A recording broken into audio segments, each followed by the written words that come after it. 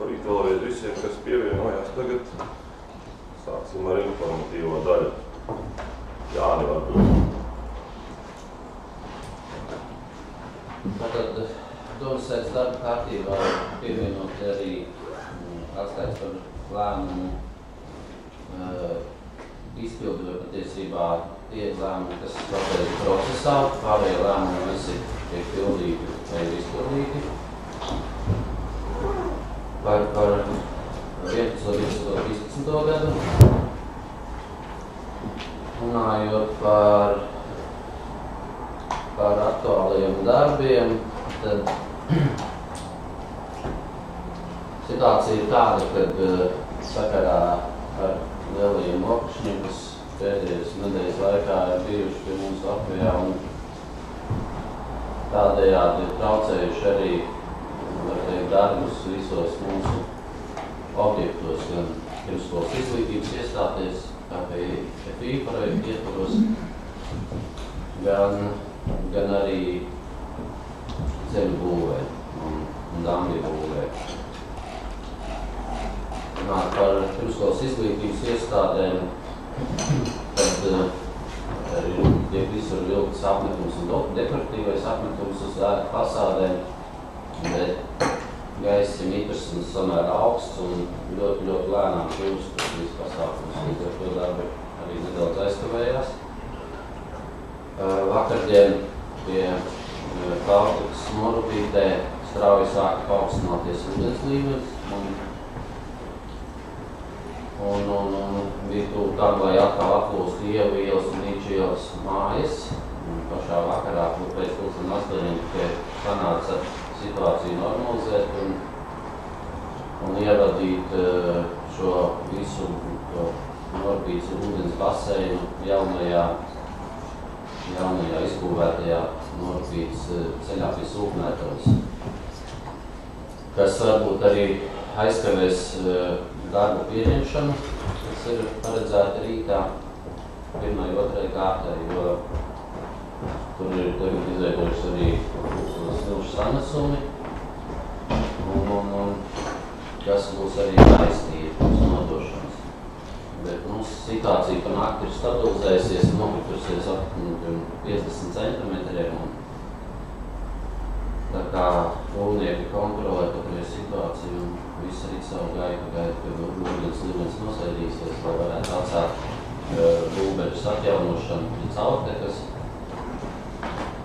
un lai varētu arī šo caurteku ievietot būvbeļu ceļu posmu remontu. Tas īsumā, paldies. Protams, naktī arī noslēdz tur satiksmi tajā posmā, jo tur bija izkalojumi un apdraudēja transporta kustību posmā pie Caurtekas Morupītes. Un no rīta 6:00 tur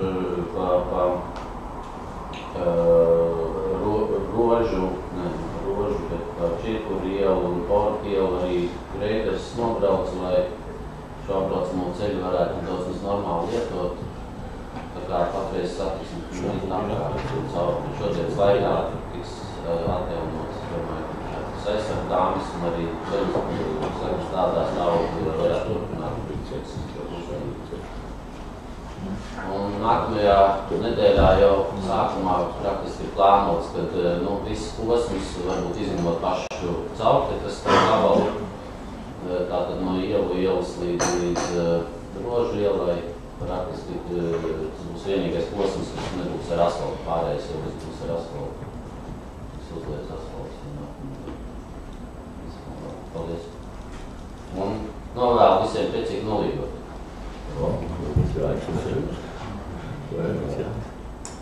Pagājušā reizē bija tāds diskutāls jautājums, lai mums nebūtu lieku vēl daudz runāšanu par šo te ārstu praksēm, ģimenes ārstu praksēm, varbūt šoreiz, lai Vēverkungs noziņo visām saistītu šo tēmu. Labrīt, godātie deputāti, Ministrī daudz jau man nav ko ziņot, jo es saprotu, ka viedoklis jums ir pieejams. Es centos viedokli uzrakstīt diezgan plaši un aptvēru arī telpu nomas maksu, ko mēs kārtojām it kā pagājušā gadā, bet tā tīri līdz galam mēs neesam viņu sakārtojuši, jo konkrētais transporta jautājums par Ogresgala pagasta pārvaldē pacēlās nevis varbūt iekšējā audita tādā veikšanā, jo tāds audits mums nav veikts, bet pacēlās saistībā ar valsts kontrolē iesniedzamajām maršruta labām ceļazīmēm, kur arī viņi uzdeva jautājumus, kā mēs to darām, un kur mēs ko grāmatojam, kur mēs ko liekam.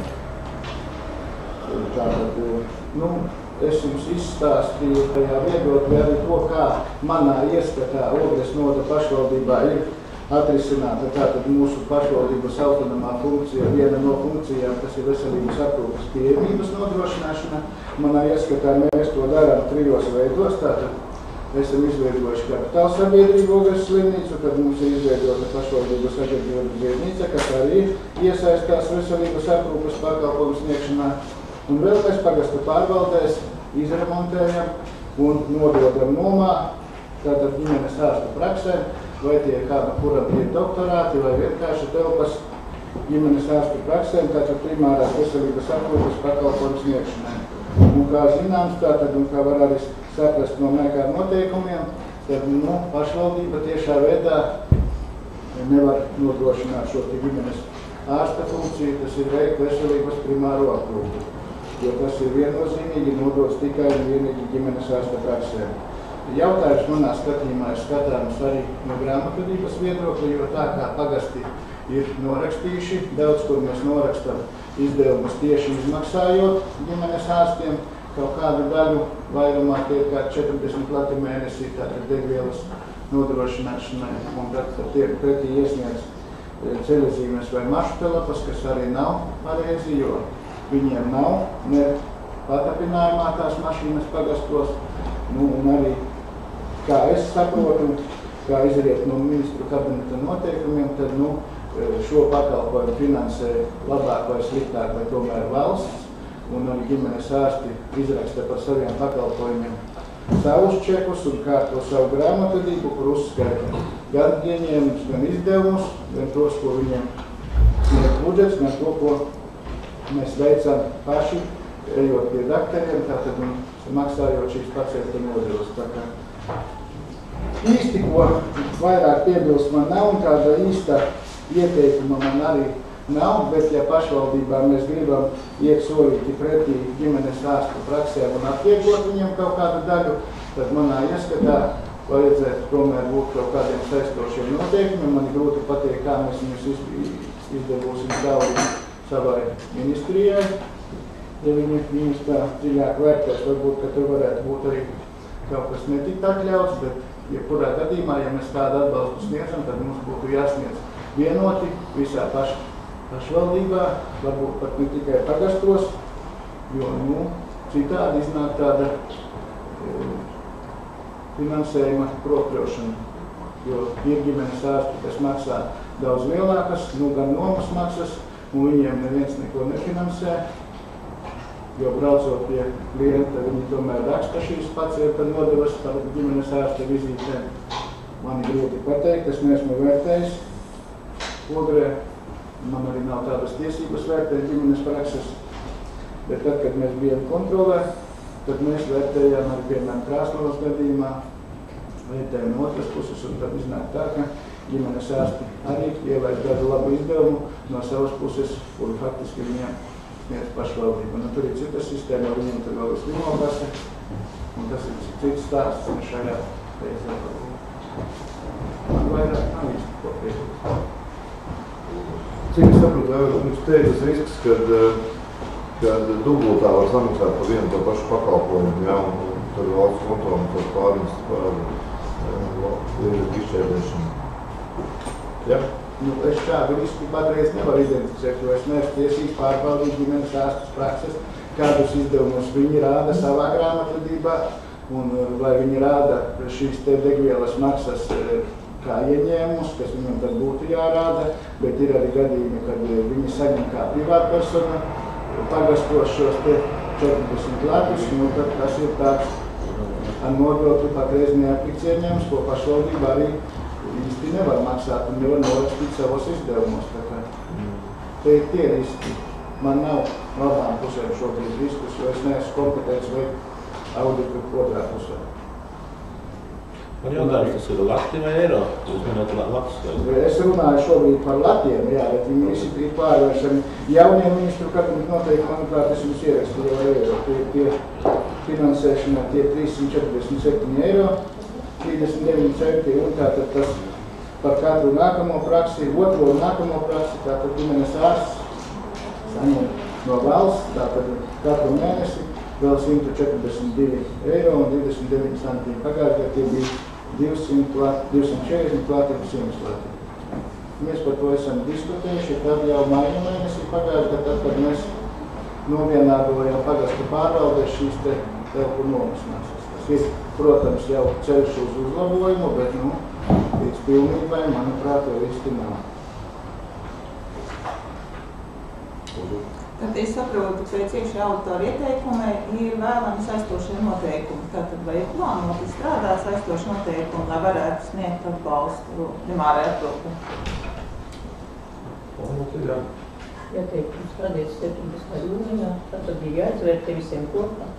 Arī varbūt jūs varat piedalīties un izteikt savus priekšlikumus. Kāds man uzaicinās, kā būs šādas vērtēšanas sanāksmes.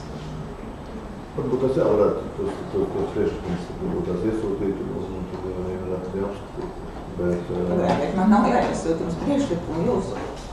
Uzdevums ir veidot politiku novada attiecībā visās sfērās un arī šajā, ko nosaka pašvaldības likums un funkcijas.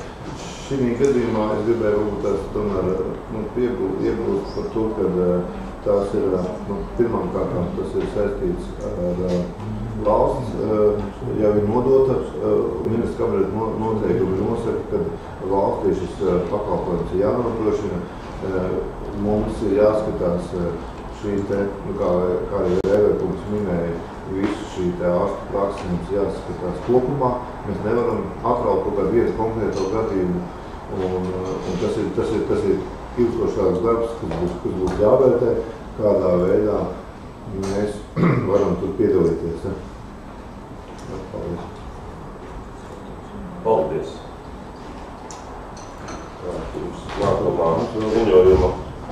Es gribēju pateikt, ka ir Sarmīnas Kirkneres iesniegums par to, ka šodien nevar sakarā ar izlaidumu augstskolā, meitas un dēla izlaidums augstskolā. Latkevičs kungs nav tā kā tevis nekāds ziņa, kāpēc nav šodien. Nākamais jautājums saistīts tieši ar Latkevičs kunga iesniegumu. Latkevičs kungs parasti kā likuma pantiem pamato visus savus spriedumus un visu, un šodien mums ir saņemts iesniegums par. Lai nebūtu nekāda pārpratuma, šodien nolēmām ielikt informatīvās daļas šo.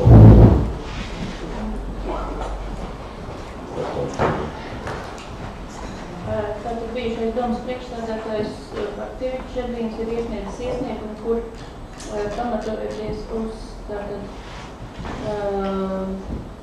Republikas pilsētas domas un novada domas deputāta statusa likumu, kā persona, kura vairāk kā 2 sasaukumus ir bijusi domas priekšsēdētājs, un tagad ir bez cita algota amata palikusi, ir lūgusi piešķirt pabalstu. Šajā likumā 15. pantā paredzētajā kārtībā. Izskatot šo iesniegumu, nonācām pie secinājuma, ka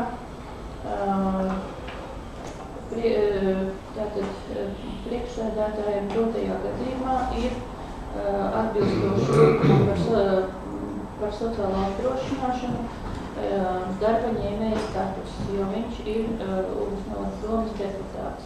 Un līdz ar to viņš neatbilst šim te kritērijām, un tāpēc nevar piešķirt šo te pabalstu.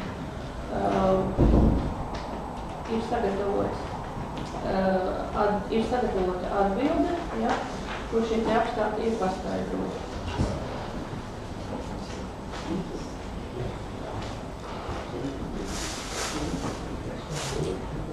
Cik es saprotu, ka tas nav vienmēneša pabalsts, tas nav vienreizējs pabalsts, tas ir regulārs pabalsts. Regulārs pabalsts. Jā. Un līdz kuram brīdim? Beztermiņa viņš ir.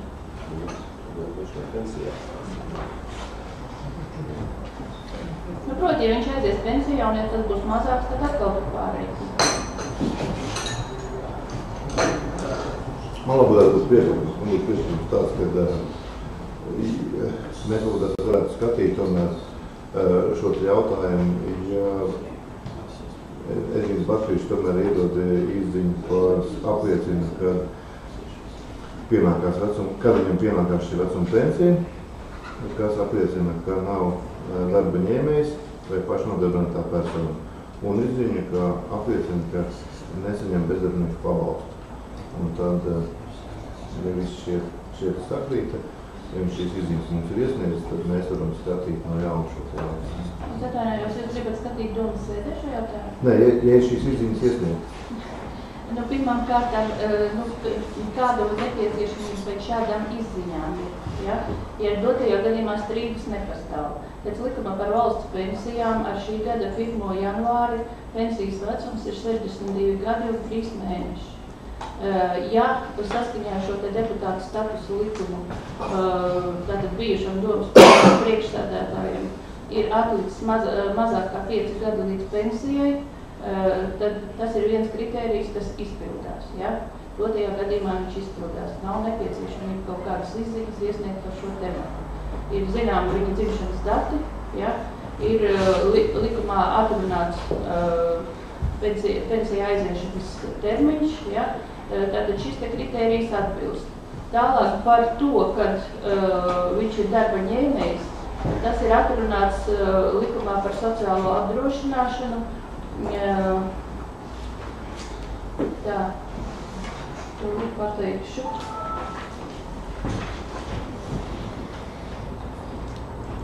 Paša 1. panta, 2. punktā, kur ir 2. punkta C apakšpunkts, kur ir uzskaitīts, ka darba ņēmējs skaitās arī pašvaldības deputāts. Tātad dotajā gadījumā nav strīdus, ka Bartkevičs ir domas deputāts.